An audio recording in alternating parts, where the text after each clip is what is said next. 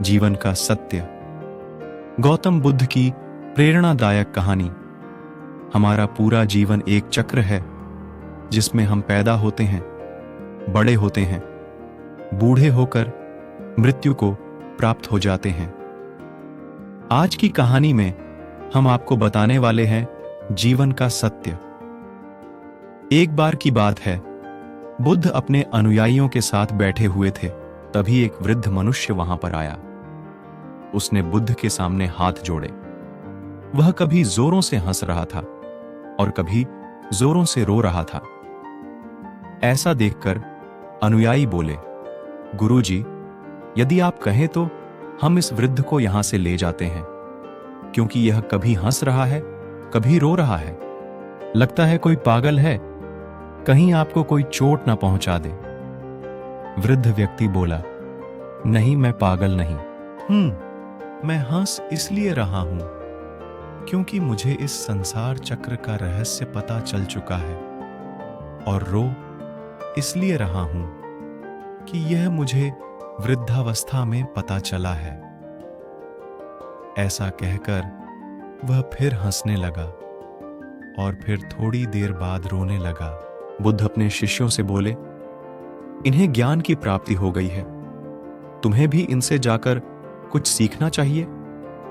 शिष्य बोले, गुरुजी, आपको सचमुच लगता है कि यह हमें कुछ सिखा पाएंगे? बुद्ध बोले, यह बूढ़ा व्यक्ति अपनी जवानी के दिनों में यहां आया था।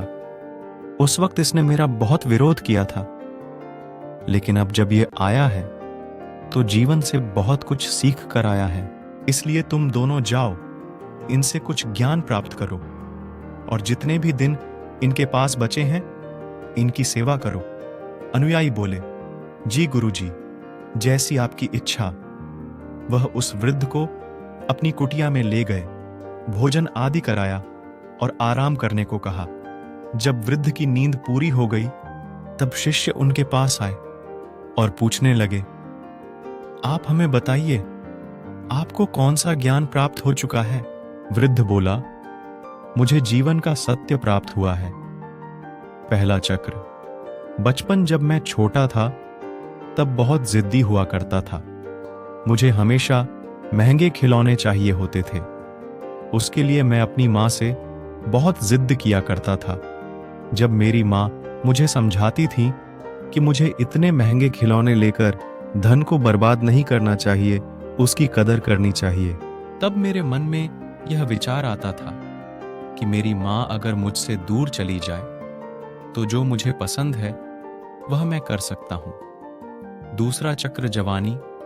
जब मैं थोड़ा वयस्क होने लगा, मेरी शादी हो गई और मुझे एक पुत्र की प्राप्ति भी हो गई।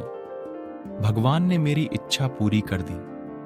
फिर मैंने सोचा, मेरा दूसरा पुत्र भी हो जाए तो अच्छा होगा। भगवान ने मेरी यह इच्छा भी पूरी कर दी। इसके बाद मैं अपने पिताजी के काम में सहयोग देने लगा। मैं चाहता था कि काम में होने वाले निर्णय मैं खुद लूं। मुझे उनकी टोका टाकी करना बिल्कुल भी पसंद नहीं था। मेरे पिताजी की तबीयत खराब हो गई, वह बिस्तर पर पड़े थे। मैंने उनसे कहा, पिताजी, अब आपकी तबीयत खराब हो चुकी है, अपना सारा कारोबार आप मुझे दे दीजिए। कुछ दिनों बाद पिताजी का देहांत हो गया। उनके देहांत के बाद मैंने उनकी इतनी भव्य यात्रा निकाली कि पूरी दुनिया देखती रह गई। मैं भीतर ही भीतर इस पर गर्व कर रहा था। मैंने अपने पिताजी की अंतिम यात्रा में इतना पैसा खर्च किया है। कुछ समय बाद मेरी मां भी गुजर गई। देखते देखते मैं नगर का एक अमीर इंसान बन गया। मेरे पुत्र बड़े हो गए। मैंने अपने दोनों बेटों का विवाह कर दिया। इन दिनों मेरी पत्नी मुझे बुद्ध के पास ले गई। बुद्ध की बातें सुनकर मैं क्रोध से भर गया, क्योंकि मैं उनकी किसी भी बात से सहमत नहीं हो पा रहा था।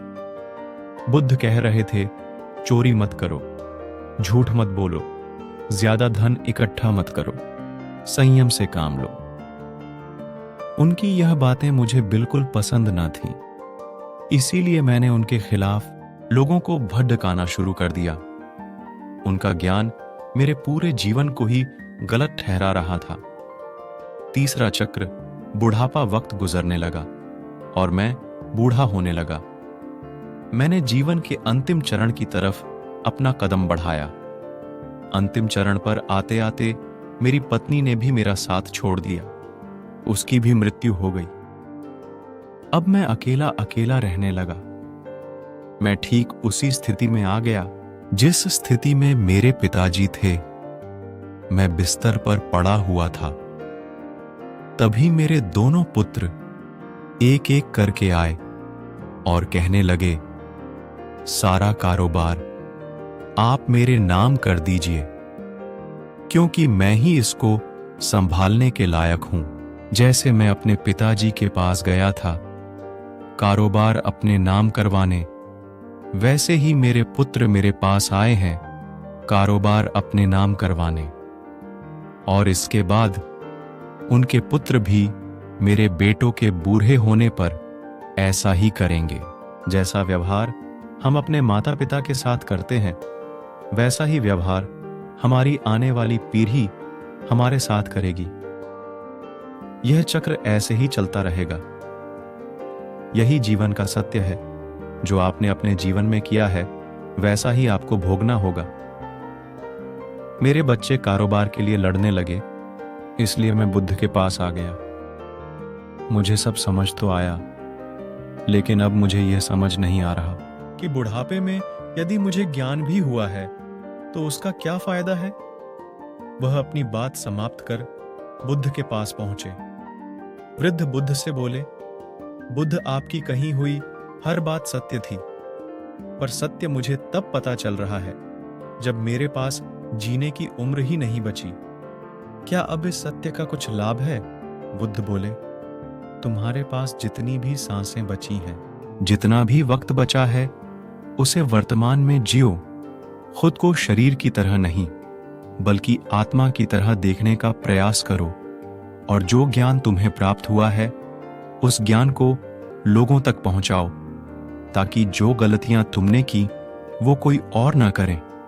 यही तुम्हारे लिए उत्तम है। जैसा व्यवहार आप अपने बड़ों के साथ करेंगे, वही व्यवहार चलकर एक दिन आपको अपने बच्चों से मिलेगा। यही जीवन चक्र है और यही जीवन का सत्य है। जो आपने दिया है वही आपको मिलेगा। इसलिए आप अपने बड़ों से वैसा व्यवहार करें जैसा व्यवहार आप खुद के लिए चाहते हैं। उम्मीद करते हैं आपको हमारी गौतम बुद्ध की प्रेरणादायक कहानी जीवन का सत्य पसंद आई होगी। तो हमारे चैनल को सब्सक्राइब करना ना भूलें। मिलते हैं ऐसे ही मोटिवेशनल वीडियो के साथ। तब तक के लिए धन्यवाद।